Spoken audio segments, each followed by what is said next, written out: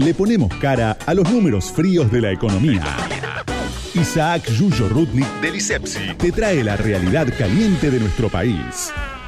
Y vamos a charlar como todos los domingos con Isaac Yuyo Rudnick, director del ISEPSI. Yuyo, ¿cómo estás? Bien, muy bien. Un gusto estar con ustedes. Igualmente. Yuyo, reapertura de paritarias. ¿Qué viene primero, el huevo o la gallina? ¿Los aumentos de salarios impulsan la inflación o es al revés? Bueno, una pregunta interesante. Fíjate que hubo reapertura está habiendo, digamos, reapertura de paritarias porque a principio de año, febrero, marzo, los acuerdos habían estado en el orden del 32-33% porque la previsión inflacionaria era del 29% para todo el año. Bueno, como esto no está sucediendo de esta manera y la proyección para fin de año está en el orden del 45% en las versiones más optimistas y más del 50% en las más pesimistas. Entonces hubo reclamo de reapertura de los acuerdos que se habían hecho originalmente, y entonces empieza a haber estos nuevos acuerdos. Entre los que se anunciaron últimamente está, por ejemplo, el de ESMATA. ESMATA acordó una serie de aumentos que van a llegar alrededor del 50% a fin de año.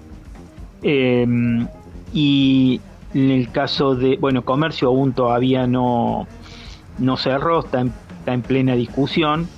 Y el Sindicato de la Sanidad, después de un paro que hubo en estos días, finalmente se homologó un acuerdo en el Ministerio de Trabajo con un incremento del 43% que se va a terminar de pagar en febrero. O sea, como siempre, estos subas salariales son en cuotas y se plasman al final entre diciembre y febrero.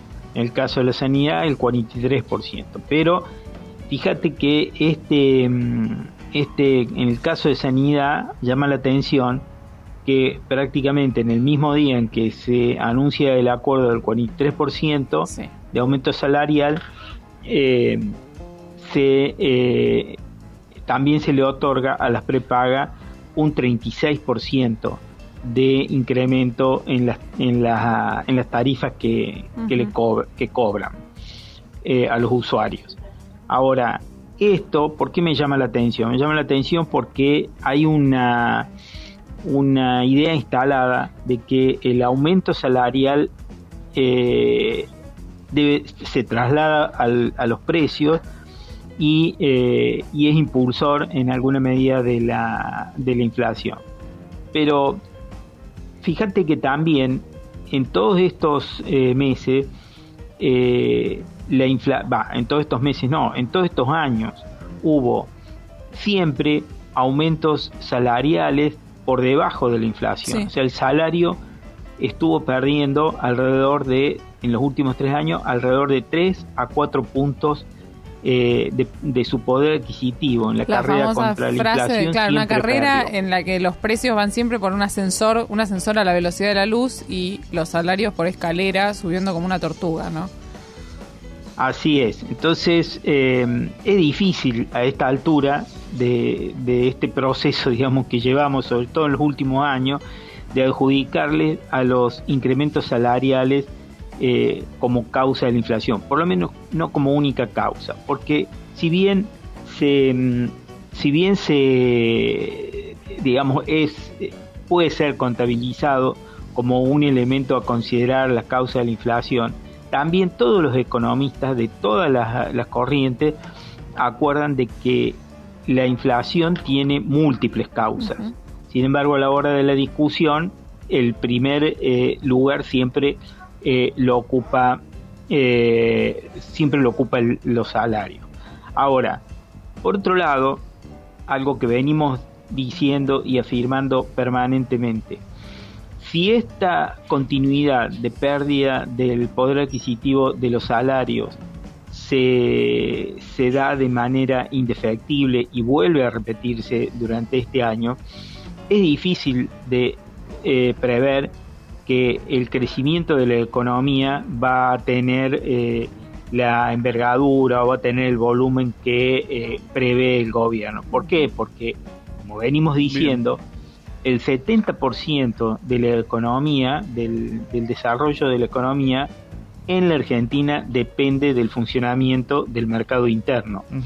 Las exportaciones han crecido y es probable, seguramente, de que al final del año marquen un saldo positivo muy importante, porque han crecido los precios internacionales de los productos que vende el país, y seguramente van a marcar un saldo positivo fuerte.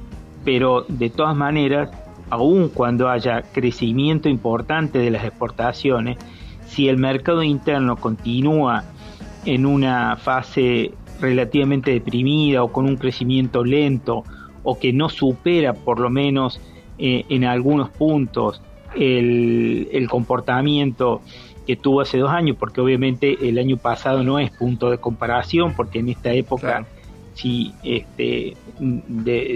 recordamos de que estábamos en plena parálisis de todo el país, sí, por supuesto de la economía también. Entonces las comparaciones válidas son con el año 2019. Entonces, si no llegamos a superar los números del año 2019, la pérdida del poder adquisitivo del salario va a continuar durante este año el mismo ritmo que los años anteriores, y las posibilidades del desarrollo, del crecimiento de la economía van a ser bastante limitadas y muy por debajo de lo que el gobierno está planteando. Así que, como decimos, perfecto, siempre hay que seguir el comportamiento de estos números. La semana que viene quizá podamos hablar un poquito más sobre la situación del dólar y de la situación de las reservas, porque ese también es uno de los elementos que tenemos que seguir detenidamente, cómo va evolucionando. Bueno, hasta entonces el próximo domingo, que nos volveremos a ver, y dale, muchas gracias, Yuyo. Números de cerca. Gracias, Yuyo. Era Isaac Yuyo Rudnick, director del ISEPSI. Más información del ISEPSI, ¿dónde, Santi? En www.isepsi.org.ar, la primera con S, la segunda con C.